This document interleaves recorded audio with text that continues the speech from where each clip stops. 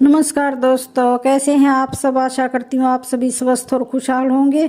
आप सभी का हमारे बुलेट स्टोरी चैनल में हार्दिक स्वागत है। आज हम इस वीडियो में जानेंगे कि श्री कृष्ण भगवान की मृत्यु कैसे हुई और कैसे खत्म हुआ पूरा यदुवंश। महर्षि वेदव्यास ने महाभारत की कहानी को 18 खंडों में संकलित किया था। युद्ध के पश्चात भी बहुत कुछ ऐसा रह गया जिसके विषय में जानना बहुत जरूरी है। 18 दिन चले महाभारत के युद्ध में रक्तपात के सिवाय कुछ हासिल नहीं हुआ। इस युद्ध में कौरवों के समस्त कुल का नाश हुआ। साथ ही पांचों पांडवों को छोड़कर पांडव कुल के अधिकांश लोग मारे गए। लेकिन इस युद्ध के कारण युद्ध के पश्चात एक और वंश का खात्मा हो गया। वो था श्री कृष्ण जी का यदुवंश। महाभारत कौरवों और पांडवों के बीच हुए युद्ध का वो रूप है जिसने कुरुक्षेत्र की मिट्टी तक लाल कर दी थी। कहा जाता है इस भयंकर युद्ध में इतने लोगों ने अपनी जान गंवाई थी कि आज भी उनके लहू से कुरुक्षेत्र की मिट्टी का रंग लाल है। महर्षि वेदव्यास ने महाभारत की कहानी को 18 खंडों में संकलित किया था। कुरुक्षेत्र का युद्ध इस ग्रंथ का सबसे बड़ा भाग है। लेकिन युद्ध के पश्चात भी बहुत कुछ ऐसा रह गया जिसके विषय में जानना बहुत जरूरी है, जिनमें भगवान श्री कृष्ण की मृत्यु और द्वारका के नदी में समा जाने की घटना अत्यंत महत्वपूर्ण है। मौसल पर्व 18 पर्वों में से एक है जो 8 अध्यायों का संकलन है। इस पर्व में भगवान कृष्ण के मानव रूप को छोड़ना और उनकी मृत्यु को पश्चात उनकी नगरी द्वारका के साथ घटी घटना का वर्णन है। क्या छिपा है मौसल पर्व की कहानी के भीतर, तो आइए जानते हैं। यह घटना कुरुक्षेत्र के युद्ध के 35 साल बाद की है। कृष्ण की द्वारका नगरी बहुत शांत और खुशहाल थी, जहां युवाओं के भीतर चंचलता बड़ी ही सामान्य थी और वे सभी भोग विलास में लिप्त रहते थे। एक बार कृष्ण के पुत्र सांब को एक शरारत सूझी। स्त्री का वेश लेकर वह अपने दोस्तों के साथ ऋषि विश्वामित्र, दुर्वासा, वशिष्ठ और नारद से मिलने गया। वे सभी भगवान कृष्ण के रथ के साथ एक औपचारिक बैठक में शामिल होने के लिए द्वारका आए थे। स्त्री के वेश में सांब ने ऋषियों से कहा कि वो गर्भवती है। वे उसे ये बताएं कि उसके गर्भ में बच्चे का लिंग क्या है। उनमें से एक ऋषि ने इस खेल को समझ लिया और क्रोधित होकर सांब को श्राप दिया कि वो लोहे के तीर को जन्म देगा, जिससे उनके कुल और साम्राज्य का विनाश होगा। सांब ने यह सारी घटना उग्रसेन को बताई।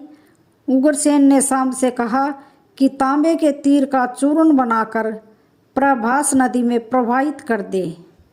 इस तरह उन्हें उस श्राप से छुटकारा मिल जाएगा। सांबा ने सब कुछ उग्रसेन के कहे अनुसार ही किया। साथ ही उग्रसेन ने यह भी आदेश दिया कि यादव राज्य में किसी भी प्रकार की नशीली सामग्रियों का ना तो उत्पादन किया जाएगा और ना ही वितरण। इस घटना के बाद द्वारका के लोगों ने विभिन्न अशुभ संकेतों का अनुभव किया। सुदर्शन चक्र, कृष्ण के शंख, उनके रथ और बलराम के हल का अदृश्य हो जाना, अपराधों और पापों में बढ़ोतरी होना, लाज शर्म जैसी चीज़ों का समाप्त हो जाना।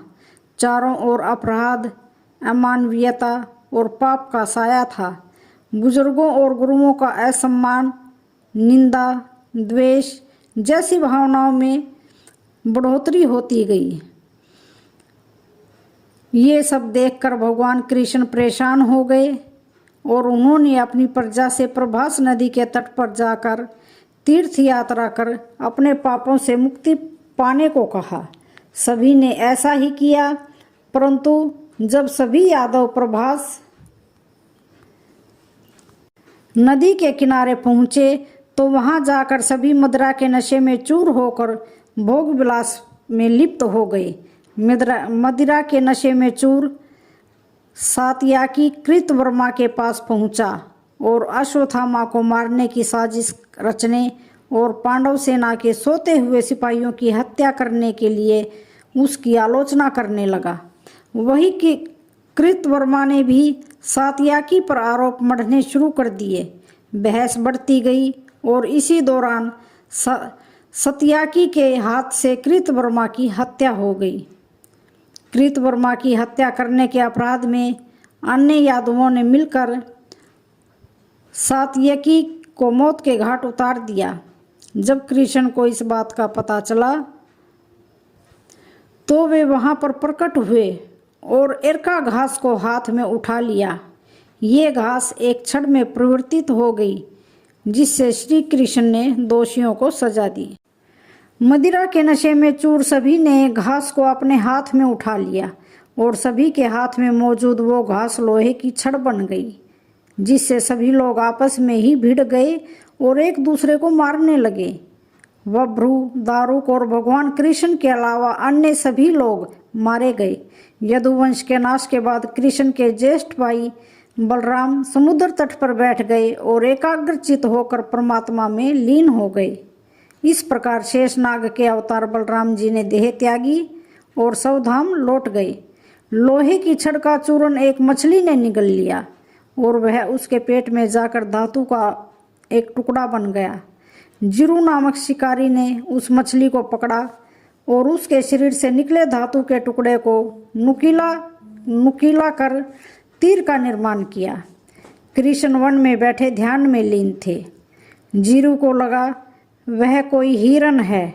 उसने कृष्ण पर तीर चला दिया, जिससे कृष्ण की मृत्यु हुई। कुछ समय बाद अर्जुन मदद लेकर द्वारका पहुँचे और कृष्ण की मृत्यु खबर पाकर अत्यंत दुखी हुए। कृष्ण के चले जाने के बाद द्वारका में उनकी 16,000 रानियां, कुछ महिलाएं, वृद्ध और बालक ही शेष रह गए थे। वे सभी इंद्रप्रस्थ के लिए रवाना होने लगे। इसके बाद उस क्षेत्र में सभी देवता और स्वर्ग की अप्सराएं, यक्ष, किन्नर, गंधर्व आदि आए और उन्होंने श्री कृष्ण की आराधना की। आराधना के बाद श्री कृष्ण ने अपने नेत्र बंद कर लिए और वे सशरीर ही अपने धाम को लौट गए। महाभारत युद्ध की समाप्ति के बाद जब युधिष्ठिर का राज तिलक हो रहा था, तब कौरवों की माता गांधारी ने महाभारत युद्ध के लिए श्री कृष्ण को दोषी ठहराते हुए श्राप दिया कि जिस प्रकार कौरवों के वंश का नाश हुआ है, ठीक उसी प्रकार यदुवंश का भी नाश होगा। तो दोस्तों, कैसी लगी आपको आज की ये जानकारी? वीडियो पसंद आई हो तो मेरे चैनल को लाइक, शेयर, सब्सक्राइब जरूर करें और कमेंट बॉक्स में जय श्री कृष्णा जरूर लिखें। धन्यवाद।